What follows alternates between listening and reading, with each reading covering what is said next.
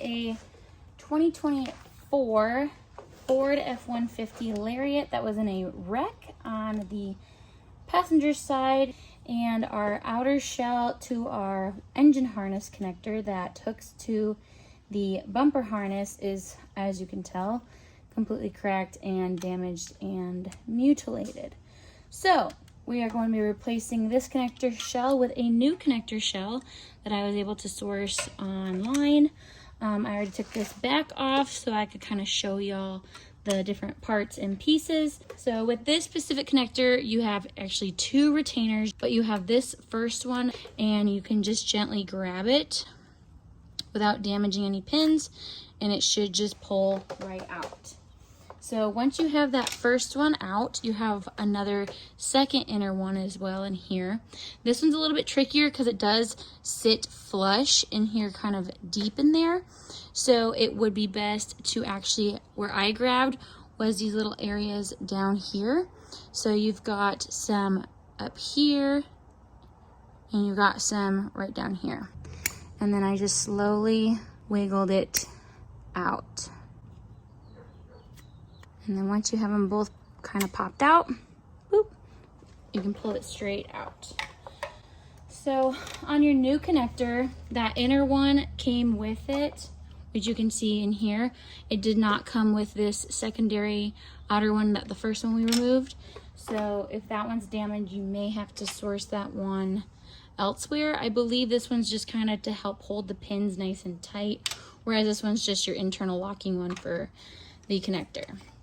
So once you have those out, you can see inside of here where the pins are now visible, to where you can de-pin them from this front side here. So from there, you're just going to pry up. I mean, I already kind of have this open, but on this back side here, you're just going to pry under here. It has a little tab on this side as well as on this side.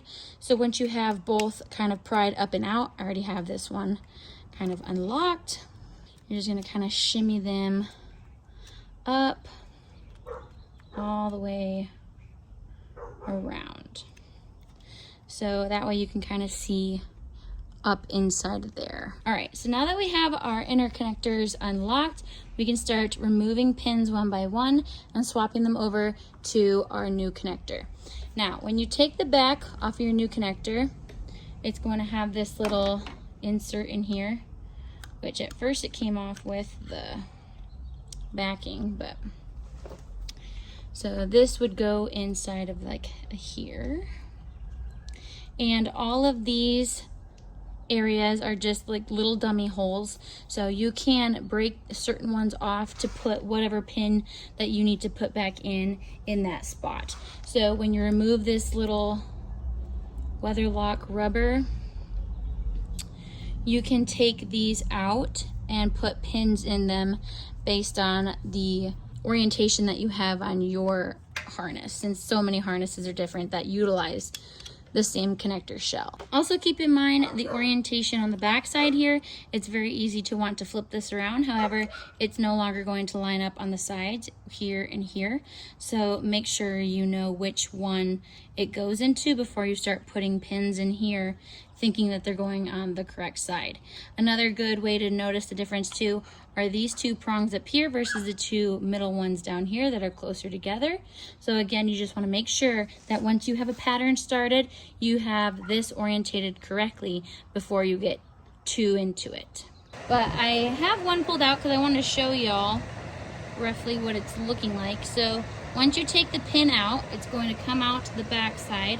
Here's our new backside connector. So you can see that the part numbers are the same spot, and this is kind of like your cheat code of what orientation it's going into. This one is one of the big two that I had pulled out here in the center. So flipping it around, you can see where I broke off the tab, that's the position where this one will be going through. So I went ahead and broke that one off, and then the next one I'm about to take off is the middle one, which is this one as well. So I'm gonna go ahead and break that one off to show y'all how simple it is to just take off where you need for your new pins to go into.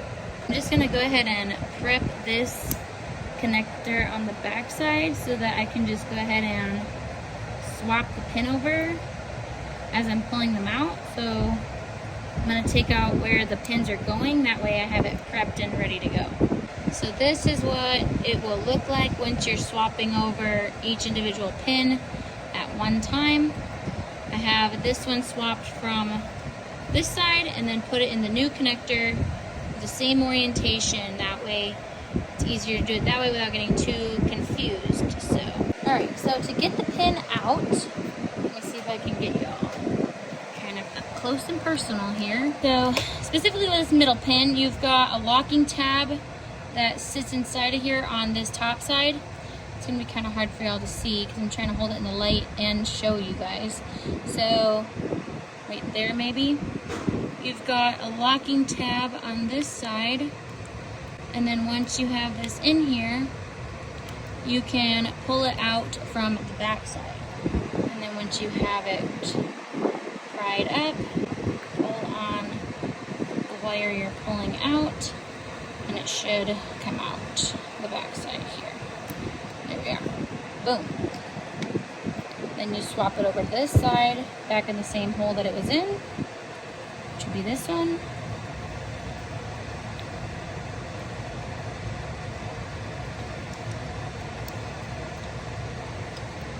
Going into that same hole we just took it out from. It goes through, push it in till it clicks, and then you continue that same process, switching wires over. So those are the middle ones. These smaller ones are a little bit harder to get to because the tabs are smaller. So I'm probably gonna have to find something even skinnier than even this tiny little guy, because it's kind of hard to get them up and in here to pry on them to get them out. All right, so each individual pin I took out of the old connector and put it directly into the new connector. That way nothing would get crisscrossed or misplaced. And the flathead screwdriver I was using was not small enough to be able to fit in those clips. So I ended up having to use a couple different picks. So I had a couple that were different shapes, so depending on where they were, I used different ones for different pins, but it worked out good. Okay, so I have the full back row into the new one from the old one, and now I just have this little front row here to swap over to here. It's a little bit time consuming and tedious. However, if you do one pin at a time, you can make sure that you don't have it in the wrong spot, and it's just a lot easier so that you don't accidentally crisscross something or anything like that. So this is what it's looking like right now on the back, and then of course inside of here. It's hard to tell obviously in here, but we're trucking along. We're gonna get these swapped over, and then I'll show you how to put your locking mechanisms back in. And then on this one, I'm just finishing up that last row. And again, on this side, because of all the wires that were already in the connector, it was getting harder and harder to have some leeway movement. So what I did was each individual one I took out and then put it through the back side of the connector into the weather seal, and did that for the whole line, and then push them each individually into the connector. Okay, so there we have it. We've got our new connector on. We have all of our pins in now. So we're going to be taking our locking mechanism and putting it inside of there. You want to make sure that you're not bending any pins in the process of doing so. Make sure all your pins are inside on either side here and up here, and then we can slowly push that back in there. And you're gonna want to keep this one nice and flush, so make sure it seats all the way down in there flush, nice and tight. Once you kind of hear it click back in, then we're gonna take our outside one, and again, same process, make sure it goes down in there nice and clicks into place as well. On the back side here, we have our weather rubber isolator on, so we're gonna get that nice and squeezed on down here, kind of jiggling them, working its way back down into here. If there's a whole lot of slack, go ahead and try to pull that slack out of any wires that are inside there so they're not getting squished. Make sure all your rubber is going in there still really nice. Once all of it is in there, make sure both sides click here and here. And now you have your new harness. We can put this back on the top. And then these are all just gonna be bundled at an angle again. So once you got that side on, flip it around. Get those in the little tracks there. And click that into spot. I'm just gonna grab some new electrical tape, wrap this around.